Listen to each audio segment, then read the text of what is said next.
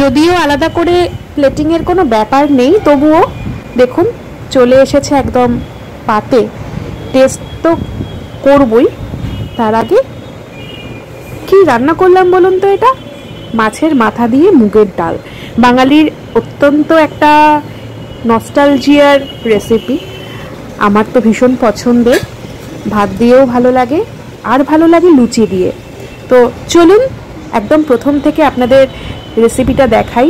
আমি যে পদ্ধতিতে করেছি খুব সহজ, আর সেটাই আপনাদের দেখাই।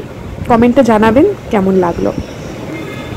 প্রথমেই দেখুন প্রায় 1 বাটি বড় সোনামুগের ডাল শুকনো খোলায় নেড়ে নিয়েছি। নেড়ে নিয়ে একদম একটু ঠান্ডা করে রেখে দিয়েছি আলাদা পাত্রে। রংটা দেখতে পাচ্ছেন তো, একদম কাছ থেকে দেখাচ্ছি ওই জন্য ক্যামেরার। খুব ব্রাউনও হবে না, কিন্তু একটু রং বদলাবে, পুরোপুরি ডালটা এক্স্যাক্ট রং থাকবে না। তো দেখুন মাছের মাথাও দিয়ে দিয়েছি একদম কড়াতে, প্রায় ভাজা হয়ে এসছে প্রথম দুটো। বেশ ভালো করে গোল্ডেন করে মাছের মাথাগুলোকে ভেজে নিতে হবে। দেখুন ঘুরিয়ে ফিরিয়ে মাথাগুলোকে ভালো করে ভেজে নিচ্ছি। এটা তো বেশ সময় সাপেক্ষ ব্যাপার, একদম ব্রাউন করে ভাজা হবে। তার মধ্যে চলুন গরম মশলাটা রেডি করে ফেলি। দেখুন গরম মশলা বলতে নিয়েছি ছোট ছোট একটু দারচিনি আর 5-6টা ছোটো এলাচ। ভালো করে একটু, খুব একদম ক্রাশ করিনি, সামান্য ক্রাশ করে নিয়েছি। এখানে দেখুন ভিজিয়ে রেখেছি কিশমিশ আর নিয়েছি কাজু বাদাম, সেগুলোকে দেখুন ভেঙে নিয়েছি। ভেঙে নিলে মুখে পড়বে, আর কয়েকটা একটু বড় রেখেছি, বাকিগুলো ভেঙে নিয়েছি, দেখতে সুন্দর লাগে। চলুন মাথাগুলো তুলে ফেলি। দেখুন ভাজাটা বুঝতে পারবেন একদম ক্রাঞ্চি ভাজা হয়েছে। মুড়োগুলোকে একটু ভেঙে নিচ্ছি, কয়েকটা মুড়ো এখনো হচ্ছে, সবকটা মুড়ো এখনো হয়নি।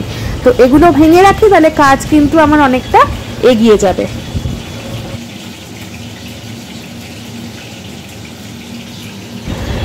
মোটামুটি প্রথম লটের মুড়ো সব রেডি হয়ে আছে, সেকেন্ড লটের মুড়ো উঠুক, তারপরে আবার আপনাদের রেসিপি দেখাচ্ছি। এখানে ডালও ঠান্ডা হয়ে গেছে, সব কিছু রেডি। দেখুন পেঁয়াজও কেটে নিয়েছি, এর মধ্যে রসুনও ছাড়িয়ে রাখা হয়ে গেছে।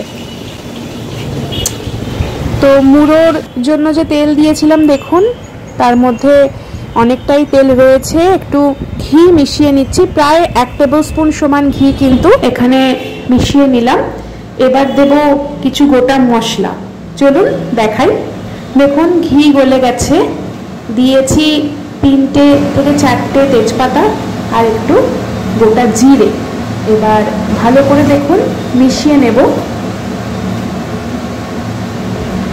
জিরে তেজপাতার ভাজা ভাজা গন্ধ ছাড়তে শুরু করেছিল, দেখুন দিয়ে দিয়েছি আমাদের যে গরম মশলাটা করা ছিল, এটাকে দিয়ে একটু নেড়ে নিচ্ছি। গরম মশলার গন্ধ বেরোক একটু, তারপরে এখানে পেঁয়াজ তো রেডি করাই আছে, আগে দেব পেঁয়াজটা।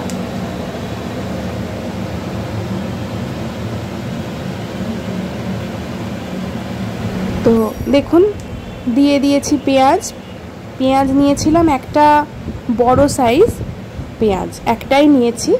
আর যদি মিডিয়াম সাইজ হয় সেক্ষেত্রে 2টোও দিতে পারেন, যদি ছোট হয় সেক্ষেত্রে 4টেও দিতে পারেন। পেঁয়াজটা ফোড়নের মতোই ব্যবহার হবে। দেখুন পেঁয়াজ কিন্তু রং বদলাতে শুরু করে দিয়েছে। দিয়ে দিলাম রসুনটা, প্রায় 8 কোয়া মতো রসুন ছিল, মাঝারি সাইজের রসুন, সেটাই সামান্য থেঁতো করে দিয়ে দিলাম। ভালো করে নেড়ে চেড়ে আগে ভাজা ভাজা হয়ে আসুক রসুনটা।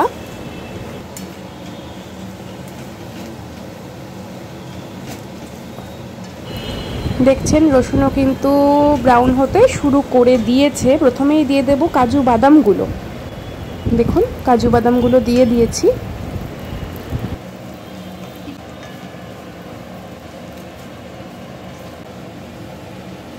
পেঁয়াজগুলো দেখুন বেশ ব্রাউন হয়ে গেছে। একটু জল দিয়ে দিই, একটু জল দিয়ে আবার খানিক কষবো। এবার দেব একটু গুঁড়ো মশলা, আগে দেব হলুদ গুঁড়ো।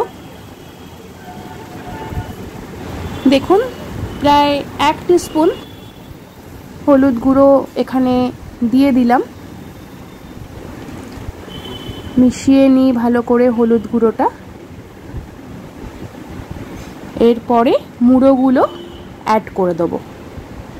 দেখুন দিয়ে দিলাম, মুড়োগুলো ভেঙে নিয়েছিলাম, আগেই দেখিয়েছি, সেই মুড়োগুলোই কিন্তু এখানে দেখুন অ্যাড করে দিলাম।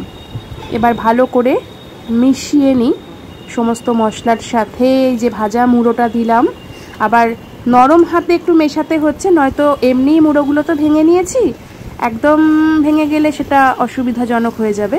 বিশেষ করে মুড়োয় যে মাছটা আছে তার কাঁটাগুলো আবার মিশে গেলে সেটা খুবই অসুবিধাজনক হয়ে যাবে। তো দেখুন হালকা হাতে প্রায় মুড়োগুলো কিন্তু ভালোভাবেই মশলার সাথে মিশে গেছে। এবার ডালটা এখানে দেখুন আস্তে আস্তে মিশিয়ে দিচ্ছি। এই ডালটাও আবার একটা মেশানোর পালা রয়েছে এবং সেটাও কিন্তু একইভাবে হালকা হাতে করতে হবে, যেটা একটু আগে বললাম।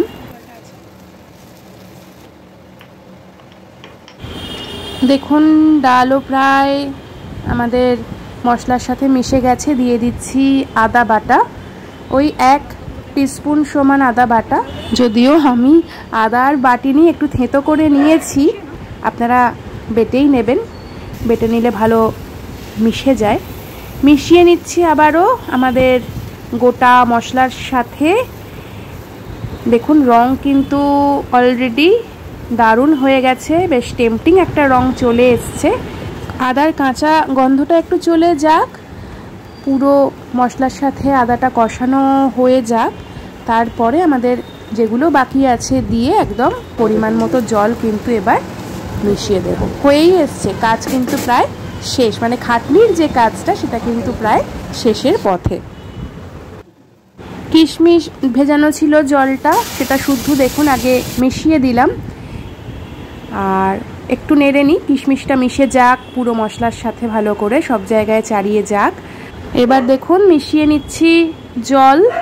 আপনি যেরকম ঘনত্বের ডাল পছন্দ করবেন, যেমন ভাতের সাথে একটু বেশি ঘনত্ব হলে মুশকিল হয়, একদম মাখা মাখাটা ভাতের সাথে ভালো লাগে না, আমার লাগে না, আর খাবো আবার রাত্রিরে লুচি দিয়ে, তাই খুবও একদম জল দিলাম না, মাঝারি রাখলাম। আবার কাল ভাতের সাথেও খাবো, তাই একটু ডালটা যাতে পাতলা হয় সেদিকেও নজর রেখে মাঝামাঝি জল দিলাম।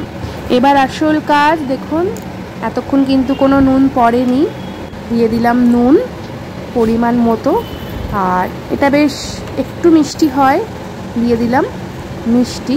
অলরেডি দেখুন ডাল কিন্তু ফুটতে শুরু করে দিয়েছে। তো এবার কাজ প্রায় শেষ, এবার ডালের মতো ফুটে যাক। ও দেখুন এখানে মিশিয়ে নিচ্ছি 2টো শুকনো লঙ্কা, গোটা শুকনো লঙ্কা এখানে ছিঁড়ে ছিঁড়ে মিশিয়ে দিলাম। এখানে কিন্তু কোনো গুঁড়ো মশলা বা গুঁড়ো লঙ্কা, মশলা বলবো না, গুঁড়ো লঙ্কা পড়েনি। তো চলুন ডাল এবার ফুটুক, মোটামুটি মিনিট 20 তো লাগবেই সব মশলা মিশে একদম ডাল রেডি হয়ে যেতে। ঢাকা দিয়ে চলে যাই। দেখুন চলে এসেছি, একদম কাঁটায় কাঁটায় 17-18 মিনিট হচ্ছে, ডাল কিন্তু ফুটে গেছে, প্রায় রেডি, অপূর্ব গন্ধ পাচ্ছি। তো জানাবেন রেসিপি কেমন লাগলো। বর্ষা আসছে, এই সময় কিন্তু আমার যেমন পছন্দ লুচি দিয়ে মাছের মাথা দিয়ে ডাল, আপনাদের কোন কম্বিনেশনের সাথে পছন্দ কমেন্ট করে অবশ্যই কিন্তু জানাবেন, আর একদিন বানালে সেটাও কমেন্ট করে জানাবেন। ধন্যবাদ, ভালো থাকবেন।